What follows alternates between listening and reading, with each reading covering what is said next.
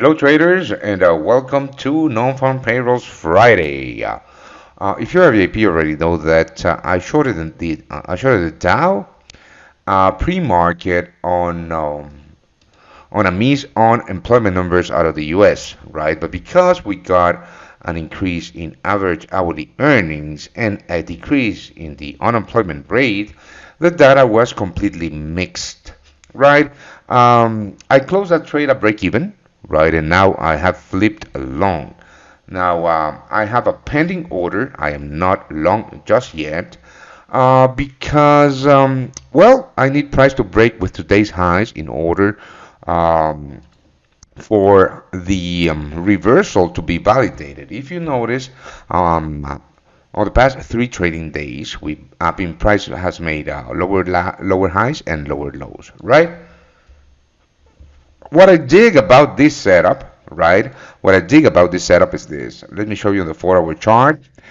Basically, what I'm looking at is this: a retest of December 15th, December 16th highs, and December 13th highs, right? Now, this is a historical key pivotal level. Also, let me just drag this. And yeah, you can see that it has acted as clear resistance in the past. And also, here is where sellers jumped in before that big sell-off mid-November until December lows. Now, price right now is super bearish, right?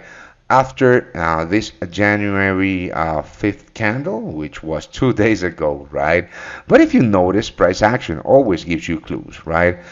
If you notice, sellers have been unable to break below these previous broken highs. Now, the reason that I'm not long yet is because of the immediate structure, right? The immediate structure is still bearish. And if you notice, just grab this, if you notice, price is still trading inside of this wedge, right? And yeah, let me just draw the wedge real quick. Yeah, price is trading inside of this wedge, right?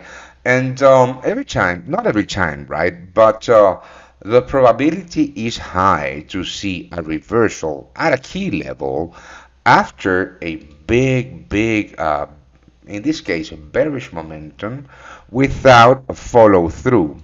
And when price starts to drop inside of a falling wedge after a big sell-off, that indicates that buyers are strong here, right? Now, we are not out of the woods just yet. In order for me to be triggered in on this trade, price needs to break above the weekly pivot exactly here, above today's highs, and of course above this level. Now, right now we are in a no trade zone. My short earlier was here, right? Was here at the break of yesterday's lows. But I decided to close it at break even when the market opened and our sellers were just unable to break with the lows.